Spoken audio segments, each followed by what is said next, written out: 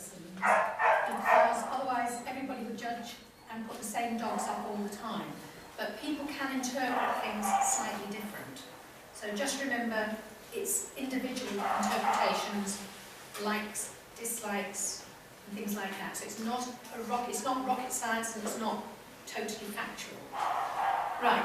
Eli muistakaa tosiaan, että on aina yksilön tulkinta, että muuten kaikkihan arvostelisi aina kaikki kohdat samalla tavalla, että rotumääritelmää voi tulkita eri ihmiset eri tavalla. Eli tämä ei ole mikään kiveen hakattu, että tämä on hänen tulkintaansa, kyllä. Okay. So the breed standard is the guideline which describes the ideal characteristics, temperament, appearance of the breed, and ensures that the breed is fit for function. Absolute soundness is essential. And I think that in the old rules, absolute soundness was mentioned 4 times, and it's still very important. Breeders and judges should at all times be careful to avoid obvious conditions or exaggerations which would be detrimental in any way to the health, welfare or soundness of the breed. From time to time, certain conditions or exaggerations may be considered to have the potential to affect dogs in some breeds adversely. Judges and breeders are requested to refer to the Kennel Club website of everyone's country for details of any such current issues. If a feature of quality is desirable, it should only be present in the right measure. And that is part of the problems we're having with the Kennel Clubs today, is that they consider that the standard has gone too exaggerated. Others will disagree, but you know, that's what the Kennel Club believes. Okay? That is the Kennel Club, British Kennel Club standard. I presume yours has the same, same thing. So always remember that exaggeration in any shape or form is not ideal. Yhteenvetona oikeastaan tästä, eli aina pitää tämä rotumääritelmä kuvaa ihanteellisia ominaispiirteitä, temperamenttia, eli luonnetta ja ulkomuotoa, ja varmistaa sen, että rotu on sopiva siihen tarkoituksensa ja fit for function, eli siihen, mikä rodun tarkoitus on. Ja täydellinen terve rakenteisuus ja terveys on tärkeää, ja liioittelua pitää välttää. Ja tässähän nyt ollaan tässä tilanteessa englanninkielinen kapin kanssa sen takia, että Kennel Club on sitä mieltä, että kasvattajat ei ole puuttunut näihin liioitteluun rodussa tarpeeksi kovalla kädellä. Yes. Right, next slide.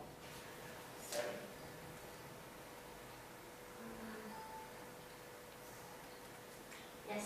Right, the general appearance is a small, well-balanced, moderately thick-set dog with great dignity and quality. Any sign of respiratory disease or any reason or inability to move soundly are unacceptable and should be heavily penalised and not excessively coated. Leonine in shape, in appearance rather, alert and intelligent expression.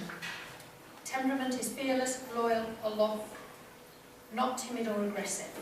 Right, a small, well-balanced dog. You're looking for the balance in the dog. The length to the height. A dog that is square is not correct. It might be short in back, but it will probably be high on leg. So a square dog is not correct. You need the balance, which is, she's perfectly balanced. Slightly longer than high. And as I said, other than that, it would be too high and too short. Because you can get dogs that are too short, they then become pommy, what we call sort of upright and not correct, and not the right balance of the dog. Obviously, the respiratory disease or signs of problems breathing is very bad in any Pekingese, and it's something that has to be addressed seriously. And dogs with respiratory problems should not be bred from. Okay.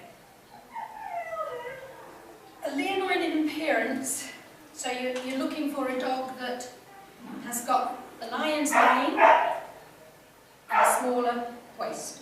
So nice lion shape. Big mane, male lion, obviously, and a smaller waist. Okay? Which again, you can see when you feel the bodies, but we'll go into body later. Right, fearless, loyal, aloof, and they are aloof, not timid or aggressive.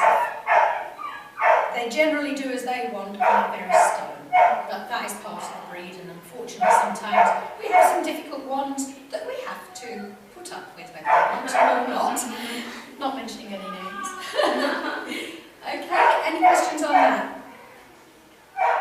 Tosiaan tässä Brenda kävi läpi tätä yleisvaikutelmaa, eli tosiaan tasapainoisuus ja terveys on tärkeää. Missään nimessä hengitysvaikeudet ja liikuntavaikeudet ei ole hyväksyttäviä vakavia virheitä. Ja juuri kommentoi sitä, että jos se menee, se pitää olla lyhyt, mutta jos se menee neljännäiseksi, niin silloinhan siitä tulee korkea. Niin kuin ymmärrätte, että silloin kun tuostakin lähdetään lyhentämään tuota koiraa, niin silloinhan se nousee korkeammaksi. Eli se pitää olla tasapainoinen ja hieman niin kuin ottaa pidempi. Tässä oli niin kuin esimerkkiä näin.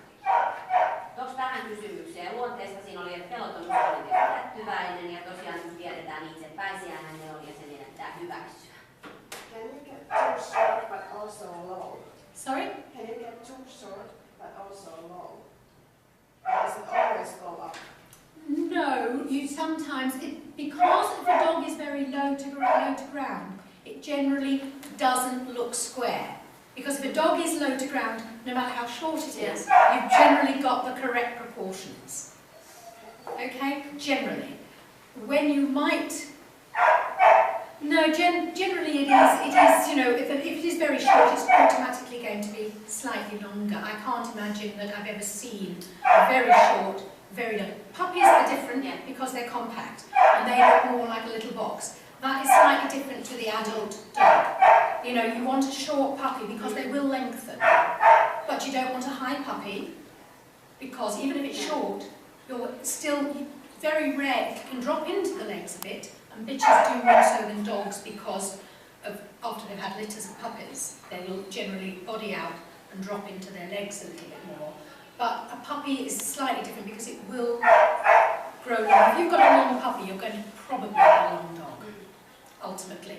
But a lot of the dogs that are very short, and when they look very short, specifically look particularly short, they're often higher on the leg to give them the square shape, which is not the correct proportions.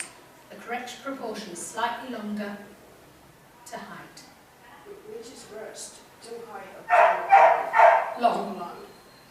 Personal preference. As I said, a breed standard is only how you interpret things yourself. So, what do you prefer, a roach back or a bag front?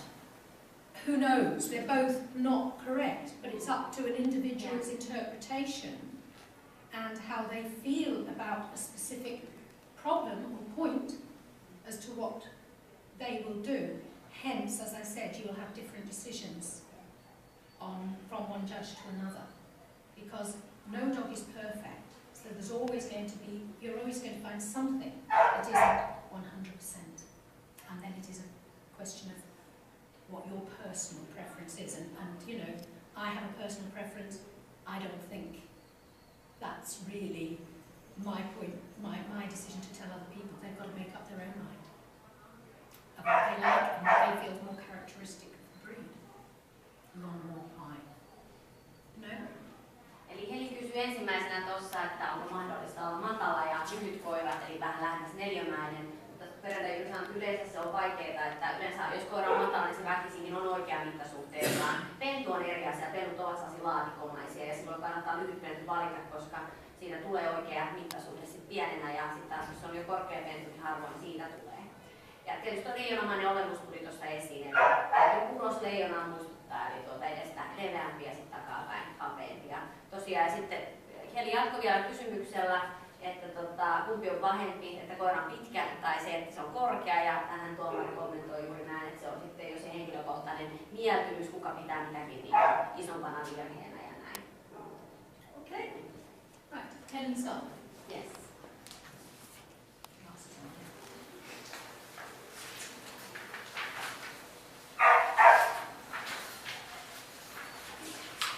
Right.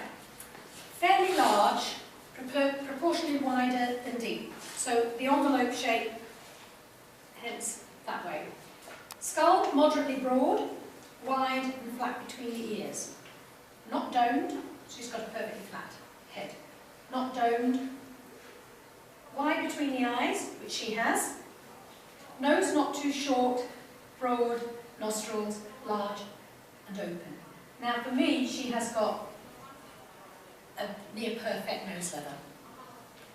It's open, it's not too short, it doesn't stick out.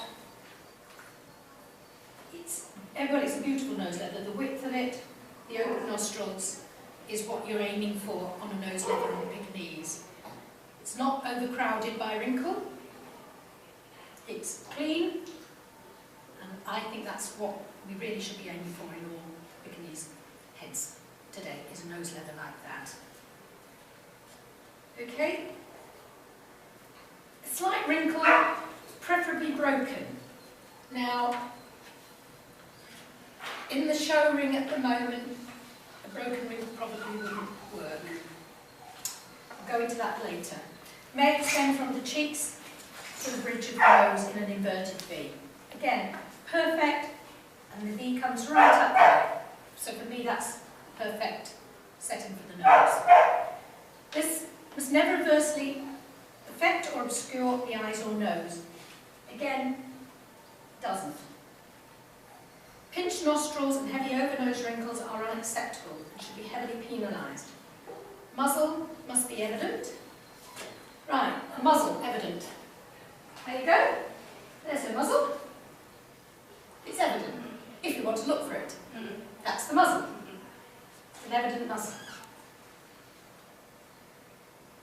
Must be relatively short and wide. It's fine. Firm underjaw, lips not obscuring a well-defined chin. She's probably going to have a little more chin, wouldn't harm, on this particular bitch.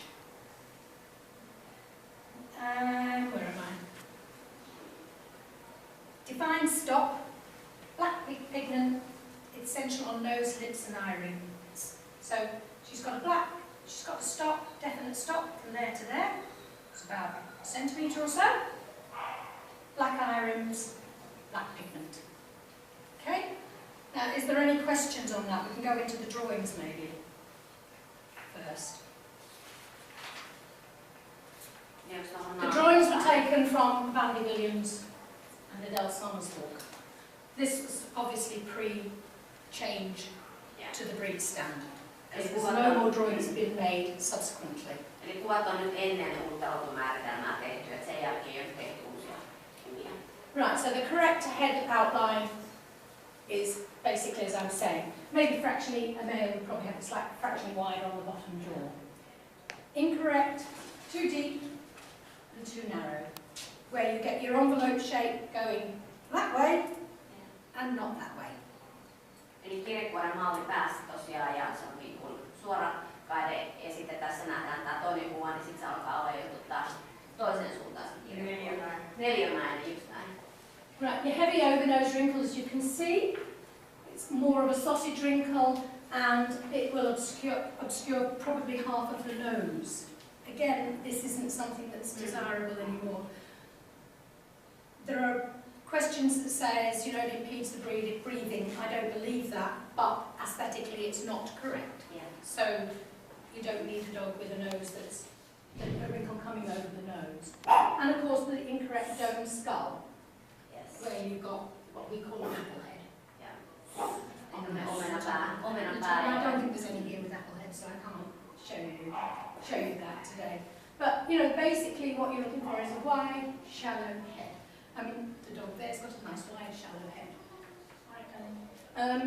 Any other questions about those? As I said, it is the old standard, but the new standard can still also be interpreted to fit this, depending on individuals and how you interpret things. And this is what a breed standard is. It is how you interpret it.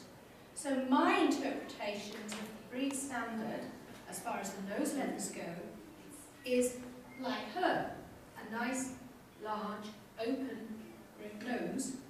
So consequently, we are meeting the new breed standard. Eli Brenda juuri tässä sanoi, että vaikka nämä kuvat nyt on niin vanha rotumääritelmä tehty, niin periaatteessa nämä käy uuteenkin, että niin se on yksilöllinen tulkinta ja hän on aina tulkinut rotumääritelmää niin kuin aikaisemmin. Eli tällä koiralla, mikä tässä pöydällä nyt on, niin silloin uuttakin rotumääritelmää täysin vastaava pää ja naama. Eli ryppy ei ole liiallinen, se on avoin tuo naama ja hyvä kiilosluikan kokoiset sieraimet. Se ei ole siellä sisällä se kuono, se ei ole ulkona se kuono, eli se ei tule sieltä ulos. Silloin on kuitenkin kuono, niin kuin hän tuossa näytti äsken. Ja muuten, ja sitten että silmät ja kuono on samalla tasolla ja silmien väli on leveä ja näin poispäin. Ja kirjeformaalinen pää ja tasainen pää, ei omenapää niin kuin tuolla kuvassa. Onko tähän päähän kysyttävää tai naamaan? Tämä on tietysti semmoinen. Ja tuo iso ryppy on semmoinen rangaistava, ei ole hyväksyttävä, nenän päällä menee ryppy. Ja nythän rotumääritelmässä lukee, että mielellään pitäisi olla ei yhtenäinen koiru, mutta niin kuin Brendakin sanoi, että tuskin sellaisia koiria hirveästi vielä kehissä näkyy ja tuskin ne tulee vielä kehissä kauheasti pärjäämäänkään, mutta itse en ole henkilökohtaisesti nähdä yhtään koiraa, jolla on semmoinen poimu, joka ei ole yhtenäinen, eli se, että sitä ei ole tuossa nenän päällä, vaan se on siinä auki siinä keskellä. Kuvissa on nähnyt, mutta luonnossa en koskaan, eli siihen on vielä matkaa varmasti, että on koirilla sellaiset ryhdyt on. Ja sitten tosiaan se V-muotoinen, niin kuin näette tuossa pöydällä olevalla koiralla, siihen tulee toi V tuohon puolelle.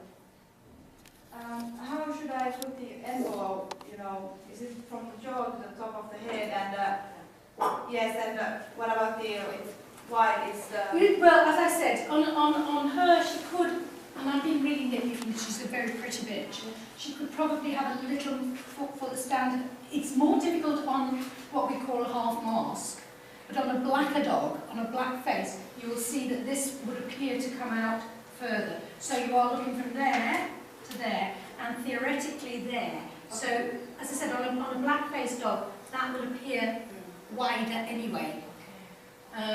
So, it is literally there as well. So it's the bottom and the top. Yes, it's only the face, not ears. No. You're looking at the face. Okay. There and there. Yes. Okay. Good question. Yeah, good question. Yeah, you're looking at the face. Yeah. Obviously, with a dog that comes out like that, it will also give the impression of the width. If you've got a shallow-headed dog and they've got a big coat, that will all come out and give even more of an impression. Because a lot of this is impression. And Pekingese is very important for grooming to give the right impression.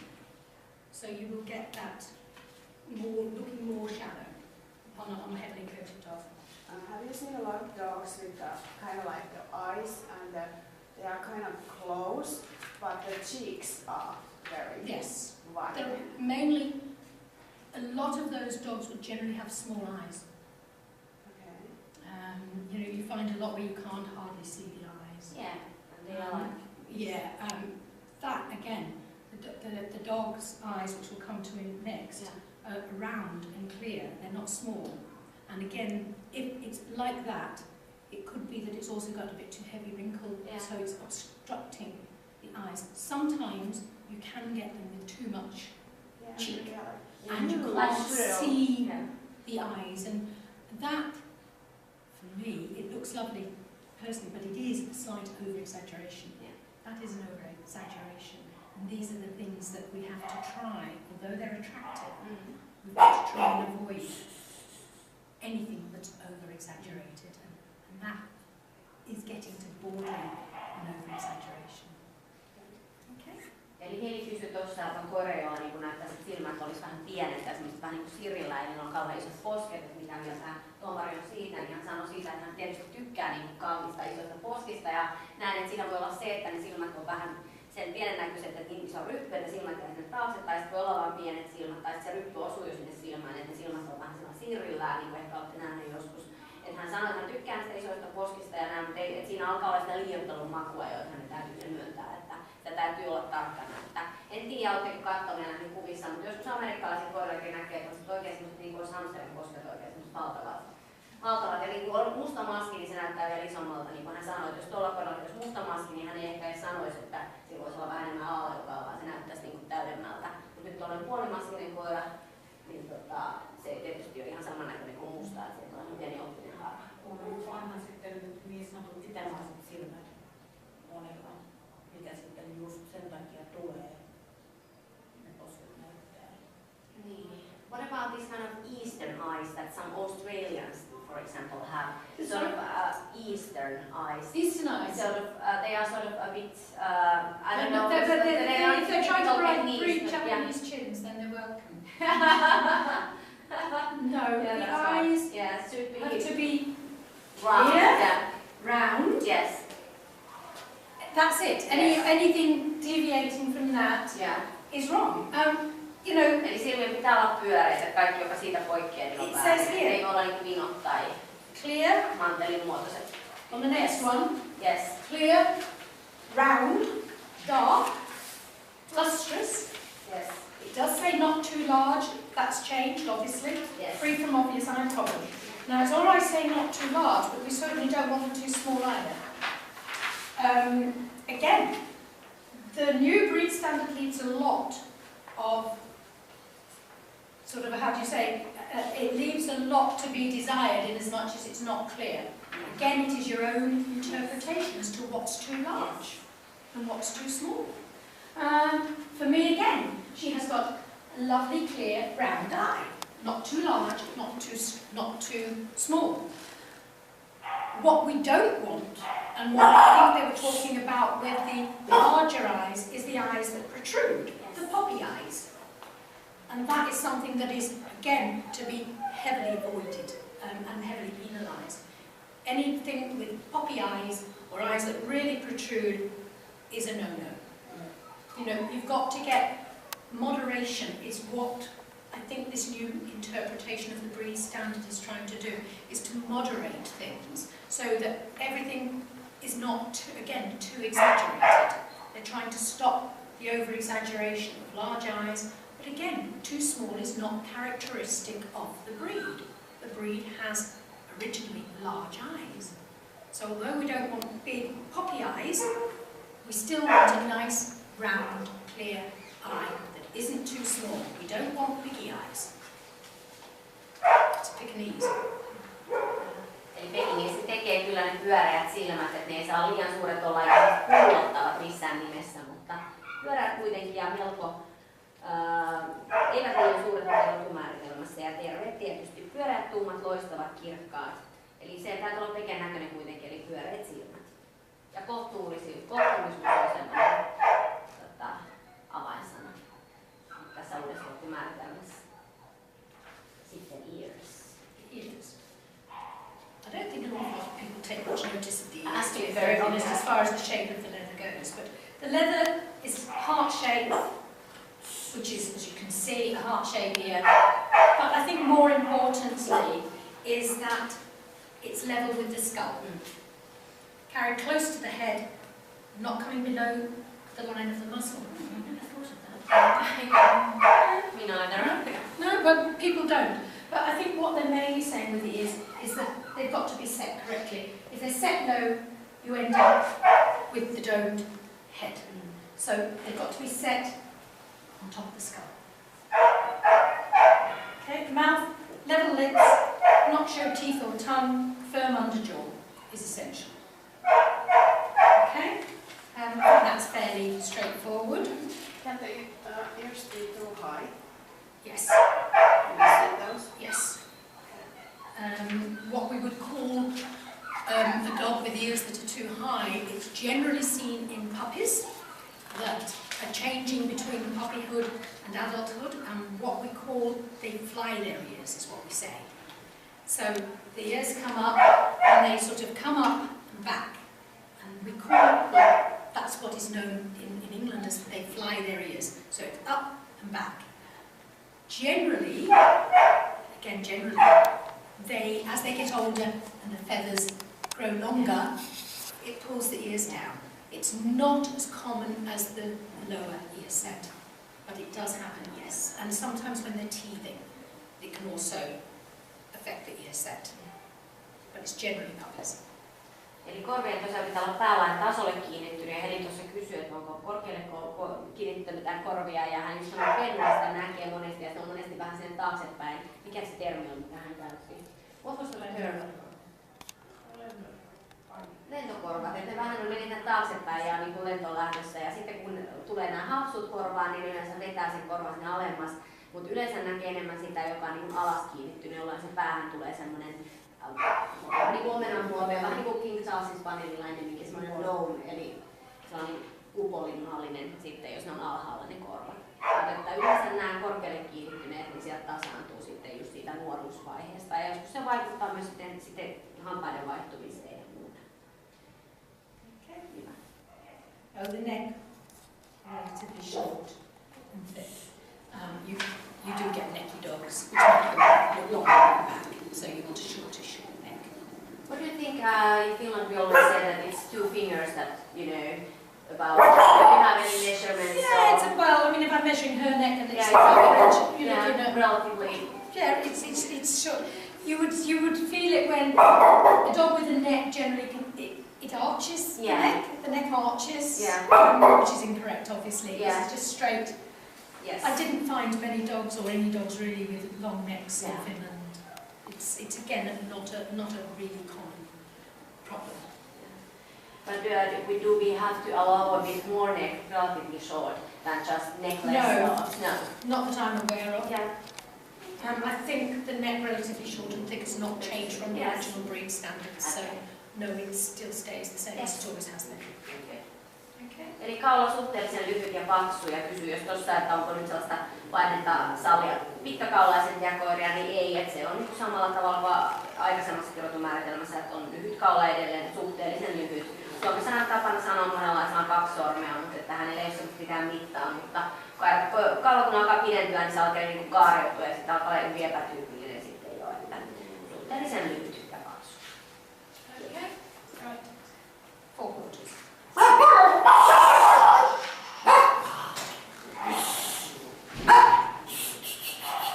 Right. 4 quarters, relatively short, thick, heavily boned forelegs. Bones of forelegs may be slightly bowed between pastern and elbow, accommodating ribs. Elbows should be close to the body, shoulders laid back and fitting smoothly into the body, standing well up on feet, not down on pasterns. It should be strong and not too close together.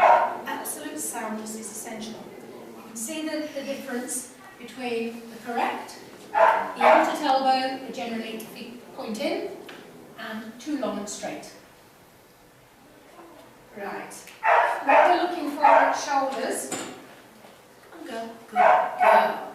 You stand there, stand to there, you can feel the width between the chest, and you put your fingers, 1 finger each, behind the shoulder, and you can feel very easily if a dog is out on the front. It's something that I think you need to try with a dog that is out at the shoulders and one that isn't. And then you'll learn quickly the difference. It is a very common fault that dogs are too loose on the front shoulders. And what happens is that clicks out, and then often when you look at them, go like that, 1 foot, 2 feet will point inwards. And that is generally an indication of out on the shoulders, which is a very common fault. Straight, upstanding legs without the bow is also fairly common, but not desirable. So, any questions on that? That's some point that we could then afterwards you can show us how how to go through the shoulders because that is very important. Yes. You know, as far as a lot of people don't know how to check shoulders, and that is an important thing that often people will show you when they're going over a dog, and they'll stand them correctly, and a novice person will never know because they're not used to it. It's out of elbow, is it always like tossing? No, not always, not always. That's normal. It's not always, there's nothing ever totally normal. A dog that's out at elbow is often sound as a bell walking around the ring. You wouldn't see it from movement either. You can't pick it up from movement, you can only pick it up with hands-on feeling. Eli koiralla kynänpäät on löysät, niin saattaa kävellä ihan hyvin ja liikkua, mutta se pitää todella tutkia ja silloin sen huomaa. Ja just näistä lavoista me päästään kohta kokeilemaan itse, miten niitä lapoja katsotaan. Ja hän juuri sanoi, että aika harva osaa niitä katsoa ja kokeilla. Ja usein sen paljastaa, että niissä lavoissa on sanomista ja ne ei ole rotumääritelmän istot ja tiiviit, ruuman myötäiset, kun koirat seisoo, niin taas tuppaa menemään vähän sisäänpäin käännettyä. Ja tuossa kuvassa hyvin näkyykin, miltä ne etujalkoja pitää näyttää. Jonkun verran näkee tuota keskimmäistä ja oikeanpuolimmaista, hän tuossa mainitsi. Oliko näistä etujen rajoista kysyttävää? Ja tosiaan ne kyynärpäät voidaan katsoa myös yhdessä tuossa, että mitä se tarkoittaa, että kyynärpäät on tiiviit, niin tuossa pöydällä sitten kokoirien kanssa. Terve rakenteisuus on tärkeä tässä. Okay. Yes.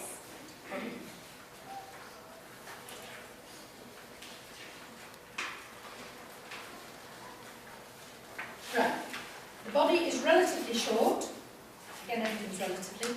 Distinct waist, broad chest, and well-sprung ribs slung between forelegs. Level top line. Okay, sweetheart. Right. You've got a nice level top line. Again, with a heavily coated dog, you have to feel that.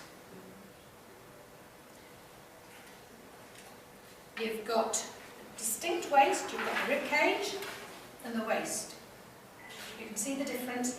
There I can get my hands right the way around her waist. Here I can't. So you've got to have that waist. Again, that gives you the lion shape. The narrower and the wider at the front. Ribs well slung between the forelegs.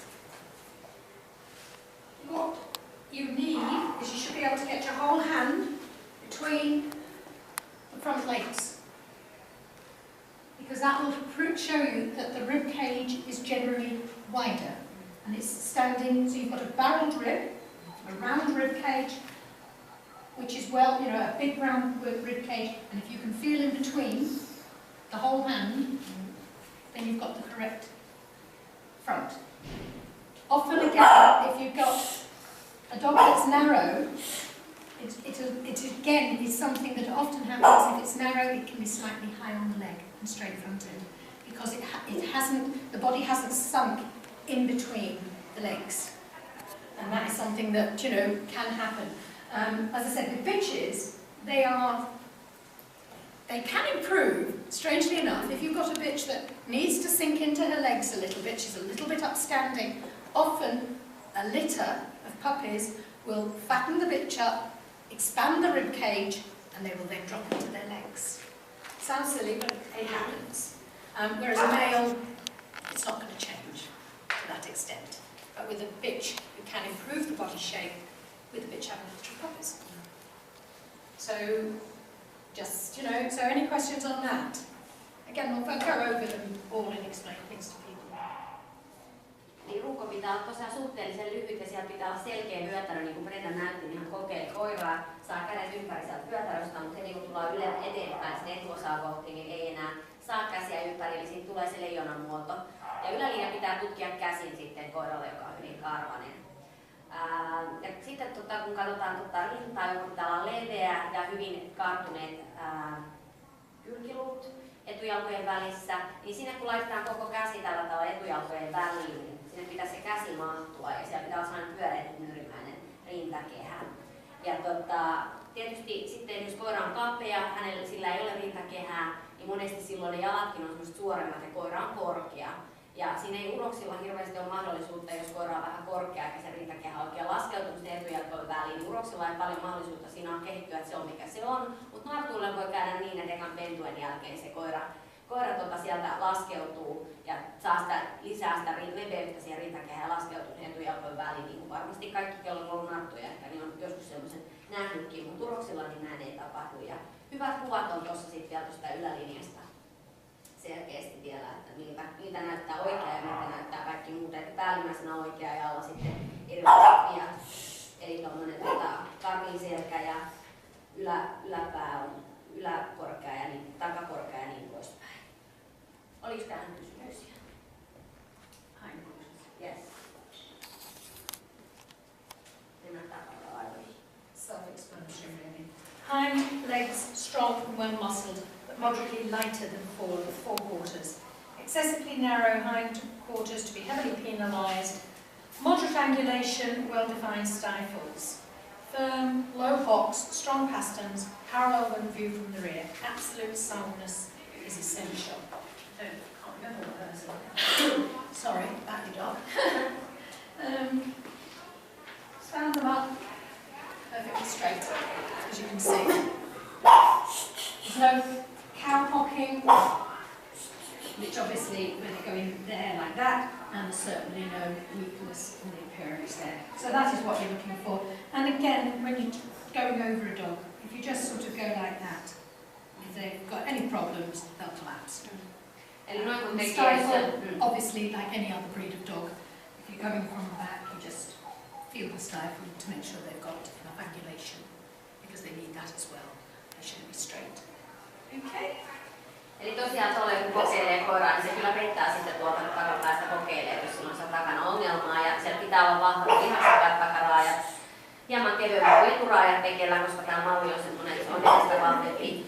Liian kapea asentoiset takaraajat on tosiaan virhe, ja siellä pitää olla sitä kulmausta ja se käsin kokeillaan. Eli siellä on selkeä polvikulmaus siellä pitää olla, ja myös se kiintere pitää nimenomaan terve. Eli se kiintere on nyt tuossa, tietääkö kaikki kuka kiintere? Eli joo, hyvä. Nyökytellään. Joo, se, että se ei ole heikko ja sitä just kokeillaan siinä, että kun sehän paino tuosta takaa, niin että se kiineri aina periksi. Terve rakenteellisuus on tärkeä. Okay, right. Feet, large, flat, not round. Front feet maybe slightly turned out. Excessively turned out feet to be heavily penalised.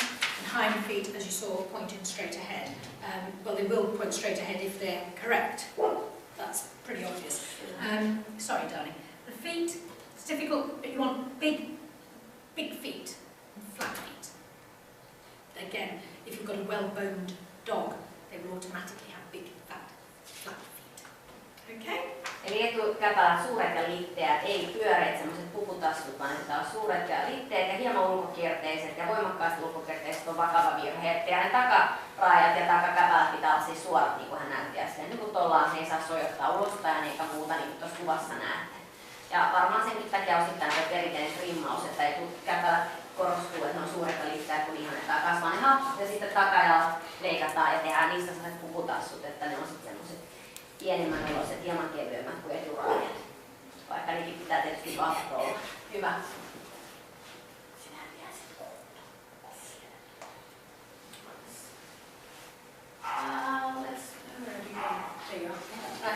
Tail set high, carried tightly, slightly curved over back to either side, long feathering.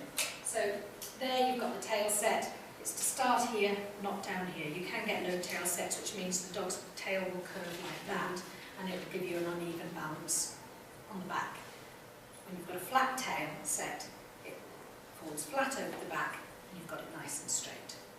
So that is easy to define a low tail set, and when they're walking, they'll often hold the tail like that, rather than flat over their back.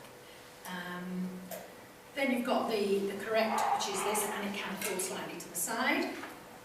Set too low, as you can see, is down here, and the curly tail, which a lot of Pekingese do have. It's a very, very common fault. It's not too major a fault, or most people don't consider it a fault at all anymore. It's, again, personal preference of whether you ignore it or not, really. But it is considered a fault. Okay? Yeah. Right. Heli, you have. Yeah. Can you get if you have a curly tail, like the cheapest curl? Yeah. Do breeders in England like kind of go over it all the time? Some So do, some it don't. stays- Some do, some don't, but the majority Yeah. don't. Okay. A couple will. I personally know, but So if you go to like every day, oh yes. days. Oh no. Once it's no, that's genetic.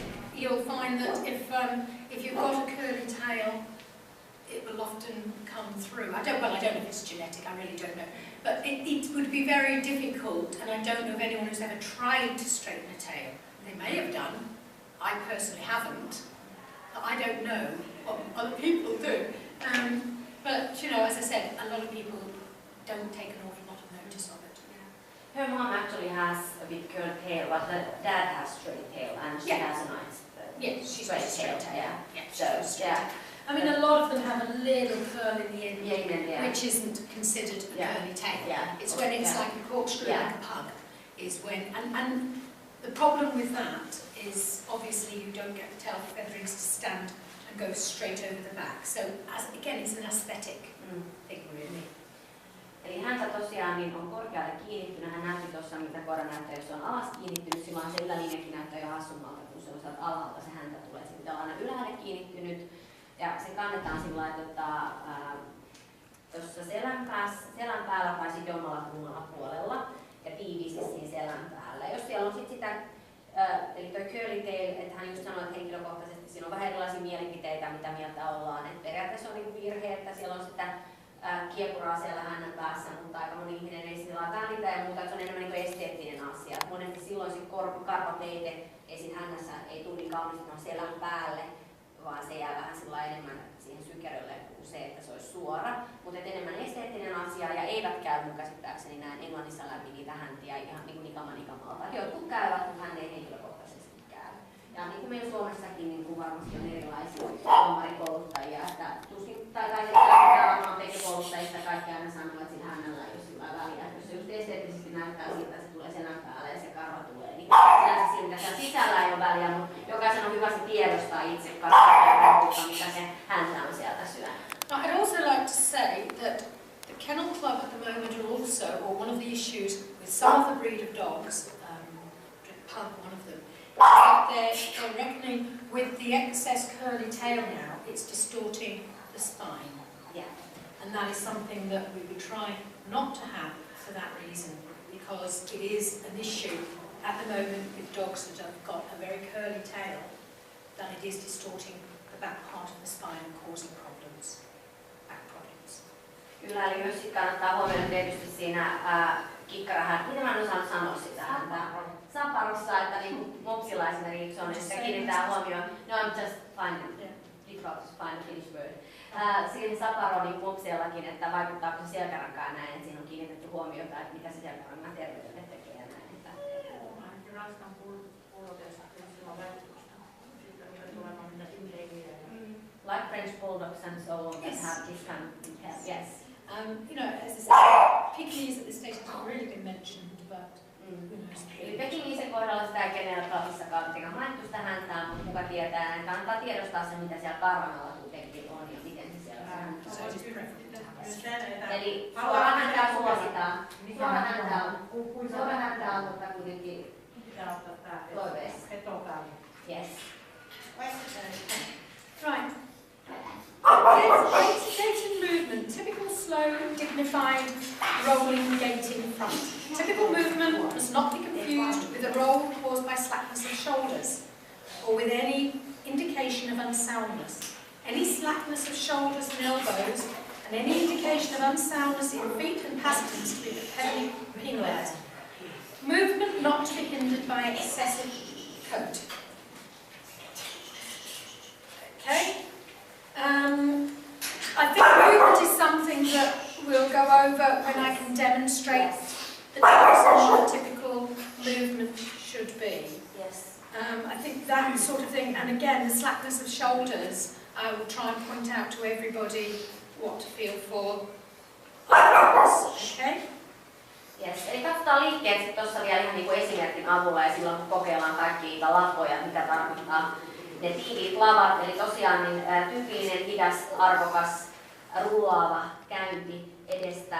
Typillinen liikunta, se ei saa aiheutua siitä, että ne lavat on löysät esimerkiksi tai muista epäterveistä merkeistä. Mutta katsotaan ja niitä sellaisia merkkejä, jotka näyttää epäterveitä ja muita raajoissa olevat virheet, niin kuin kintereissä olevat virheet, ne pitää rangaista, ne ei ole hyväksyttäviä. Mutta katsotaan liikkeessä sitten ja sitten kun kokeillaan itse koiria.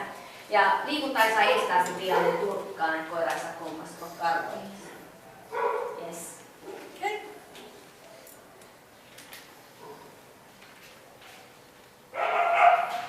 Right, coat. Moderately long, straight with mane, not exceeding beyond the shoulders, forming a cape around the neck. Top coat coarse, with thick soft undercoat. Featherings on ears, back of legs, tail and toes. Length and volume of coat should neither impair the activity of the dog nor obscure the shapeliness of body. Excessive coat must be heavily penalised. Obviously that's a new rule, heavily penalised.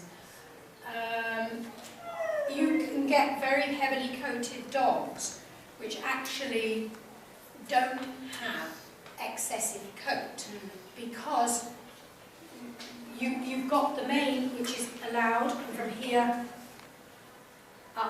the length is fine. Often even on a heavily coated dog, the back of the coat is only that long. It's just thick. What is, for me, is wrong with excessively coated dogs is when the body coat, not the mane, falls below the ground. That is then looking like a Shih Tzu or something, but it is not correct. And generally the texture of the coat on dogs which are very excessively coated is not correct, because a heavily coated dog is not necessarily an excessively coated dog.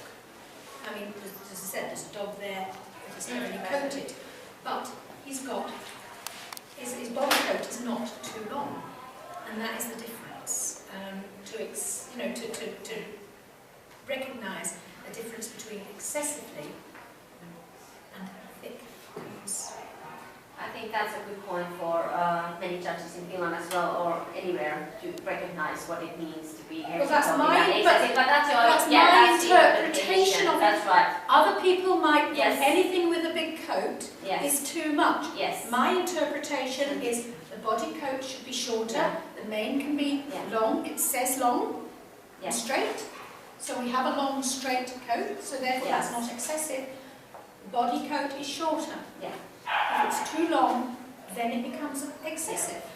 Again, personal interpretation. Yes. Hormonituurit, leikatut narkit. Of course, with the pitches that has been paid, you can have the absolutely that one that you said excessively soft coated dogs. Yes.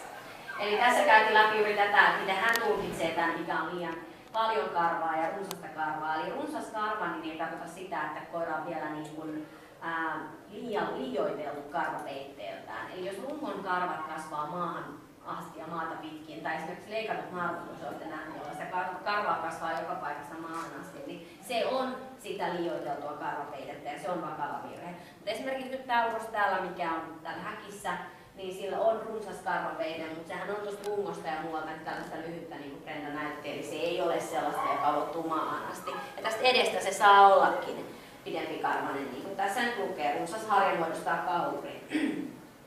Ja laatu on myös tässä, ja the quality of the coats we can also feel with dogs, which is good quality and so on. Kyllä. All colours and markings are permissible and of equal merit, except albino on liver. Part colours should be evenly broken. They're talking obviously evenly broken. The face should be evenly broken. The actual body doesn't matter. I think that's fairly self-explanatory. What about the liver? The liver is not acceptable. Yeah, but is it like brown? A liver-coloured dog. I've only ever seen one. Yes, it is like what it is. It's like a livery colour, a pale brown, but you don't get the pigment. Yeah. You lack the pigment. So the brown, whole face is brown, the nose is brown. Okay. And with the blues, which it doesn't say here blue is unacceptable, and I have seen blues, they're so pretty, they're like a smoky grey, but again their faces are smoky grey and they generally have blue eyes or green eyes, and the pigment isn't great. So it's lack of pigment, really. Yes. Is the problem in those colours. I mean, I think they should have blues down here because it isn't acceptable. Some, I don't think it's acceptable, and I think that should be a banned colour as well, but it's not in the rules. I'll tell you a story about that later with the colours. Anyway. Värit on tavallaan sillä yksinkertaisia, että siinä ei oikeastaan hirveästi mitään sanota, mutta kun albino on maksaruskea, ja Brenda sanoi, että siellä pitäisi olla myös se sininen, ja miksi albino on maksaruskea ja hyväksytä, niin oikeastaan pigmenttikysymys. Eli maksaruskealla koiralla on ruskea pigmentti, ja sinisellä, mitä tässä ei mainita, sininen koira on semmoinen savun harmaa koira, niin on harmaa pigmentti, ja usein silmätkään ei sitten enää ole tummat, vaan siniset tai muunväriset. Ja muutenkaan maksanruskea väriltänsä. Totta kai. Tuleva koira on ruskea koira. Jos hänellä on musta pigmentti. Kuono on musta. Joo. Eikö se ole se? Joo, kyllä se on pigmentti. Se siinä sotkee, koska niin pitäisi mainita maksanvärisellä ruskealla pigmenttiä. Koska muutenhan maksanruskeita koiria on. Keillä on musta pigmentti. Niin se siinä niin sotkee, että maksataan. Kaikki ruskeat koirat on kierrettyjä, että Lapikoirilla varmaan olette nähneet tai muuta, että Helikin varmaan on tunnistanut sen lapikoirasta joltain muuta, niin kuin tämmöiset rodulta näkee sen. Ja valkokirjavat, eli tarkoittaa partikoloria, että naamassa on tasaisesti jakautunut väri. Okay. Size. Ideal weight not exceeding 11 pounds for a dog and 12 pounds for a bitch. 5 kilos or 5.4 kilos for bitches. Dogs should look small but be surprisingly heavy when picked up. Heavy bone and a sturdy, well-built body are essentials of the breed. Right. I think nowadays a lot of dogs are heavier than that, personally. Again, people are saying that it's because of the way they're fed now, with need more nourishment, etc., etc. I don't know. That is the ideal. It says ideal. It doesn't say an exclusion. It doesn't say that it's unacceptable. It says the ideal weight. So just because it's not necessarily ideal doesn't disqualify the dog. Bitches should be bigger than the dogs. Very rare they are nowadays, but that's the standard. You only judge what you've got, and it's natural in human nature or in livestock for a male to be larger in actual fact. But that's the standard. Eli ihanne paino, enintään 5 kiloa uroksilla, narkulla enintään 2,4, ja hän painottaa tässä, että ihanne nykypäivänä varmasti aika paljon koirat on kaikki vähän isompia, etenkin noin urokset. Että se on käynyt melkein niin, että se uros on isompi tekeissäkin kuin narkuissa, ja se on aika luonnollinen. Siinä ja tietysti monessa muussa eläinlajissa ja eläimissä, niin se uros ja koirissakin se uros on aina isompi kuin narttu, mutta tämmöinen vanhan ajan asia, mikä tässä rotumääritelmässä on, ja on ajateltu aina sen lisääntymisen kannalta tätä. Tämä ei ole mun oma huomio, vaan että se uros on pienempi kuin narttu. Mutta siinä on ihannepaino tosiaan, ja sitten myös ajatellaan sitä, että tänä päivänä koirat syötetään paremmin kuin ennen ja muuta, että johtuuko tämä painon nousu siitä vai muuta, mutta tämä on ihanne kuitenkin, ja kannattaa miettiä tietysti ihanne, että pienikokoiselta näyttävä koira, Pekingeesin on kääpiökoira. Ja nostettaessa yllättävän painavilta, jos ei ole päässyt, kaikki on varmaan päässyt Pekeä nostelemaan, mutta kohtaisee sitä lisää tarvittaessa, että mitä se tarkoittaa. Vankka luusto, tiivis, hyvin muodostunut runko, olennaisia asioita. Onko tästä kysymyksiä tästä koosta? I think the size is something that in Finland, because I think we have relatively big dogs in Finland as well compared to UK, for example. It's something that sometimes comes up. But I think... yeah, there were bigger dogs there yesterday than I would normally see. Yeah, I think so. Especially some of the younger ones. Not so much in champions class. They were, but there, some of those were older, but not so much in that class. But certainly some of the younger males were larger than ideal. Let's put it that way. It's kind of difficult to say what's too much, or should well, we have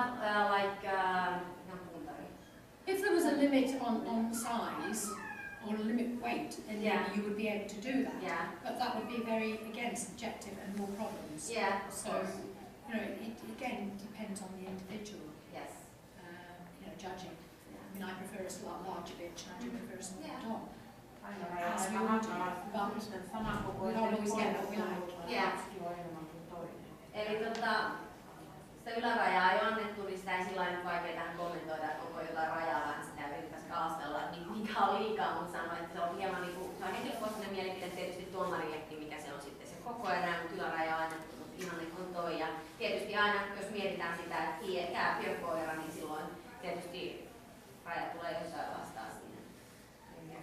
Ja se pitää olla pieni kokoinen. Niin, se voi olla 7 kiloa mun mielestä se raja. Hey, maybe you say they have. To pick up, it's too much. Sorry? If it's too heavy to pick up, it's too No, much. sometimes it's too much even before you can You can't pick up. No. It is when they get out of proportion and untypical of the breed, it is too much. Ja silloin kun mennään niin ulos mittasuhteesta ja siitä rodun tyypillisistä ominaispiirteistä, niin silloin se on liikaa ja heti tässä sanotaan, että onko se liikaa vielä, jos se enää nostaa, niin se nyt varmasti on joo. And in the USA, I think they have a limit also. They do, but it's a lot larger than I think it's about 16 pounds in the USA from what I remember. I can't remember exactly. Yeah. But again, they don't weigh them It's only if a challenge is made. Yeah. So, yes. Do they make them in French? No, not all. In France they have two classes. They have the small Oh ones yes, and yes, the ones, they do weigh have them. different weights. Yes. Do they weigh them? I don't know. I've not touched in France. I do know I sold a bitch because it was too small for me. Yeah. But it was sold to go in under whatever Yes. poundage it was, £8 Yes. or £9 Yeah. or whatever. Yeah. So they do have two separate weights, so they will weigh them on the smaller scale, I would imagine. Eli Ranskassa on niin pienet ja isot sitten erikseen, siellä on 2 painoluokkaa. Okay. Faults. Any departure from the foregoing point should be considered a fault, and the seriousness with which the fault should be regarded such to be in exact proportion to its degree and its effect upon the health and welfare of the dog. All male animals should have 2 apparently normal testicles fully descended into the scrotum. With regard to faults, you can have, for instance, a dog that is very loose on the shoulder, and one that's slightly loose, and it's all to do with degree. And that's something that you would have to learn. You can have a dog with a flat back, you can have some like a camel, you can have some that you're not 100% certain of, which is maybe flat, slightly. So it is all to do with degree, and again, interpretation and personal preference. But all of them are faults, and there isn't a perfect dog born yet, and there won't be for a long time. You can always find something wrong. And you know, if a judge is judging and you say, oh, but that dog's got such and such a thing, the judge is probably aware of that, but it's the degree of what it has and what preference they have and how they interpret that particular fault. It's all to do with interpretation on the judge's part. Eli tietysti virheiksi kaikki poikkeamat edellä mainitusta kohdista luetaan virheiksi suhteutettuna virheen vakavuuteen ja vaikutukseen koiran terveyteen ja hyvinvointiin. Ja tässä korostuu tietysti tuomarin tulkinta siitä, miten hän suhteuttaa näitä virheitä. And we have these disqualified faults like any dog will show physical or behavioral abnormalities shall be disqualified now in the standard as well. And I think that's also up to the judge to decide which abnormalities what is abnormal and what is disqualifying. Yes. What is abnormal, you know, a lot of things, it may not be correct, but are they abnormal? No other dogs have them. Yeah. You know, again, it's your own interpretation.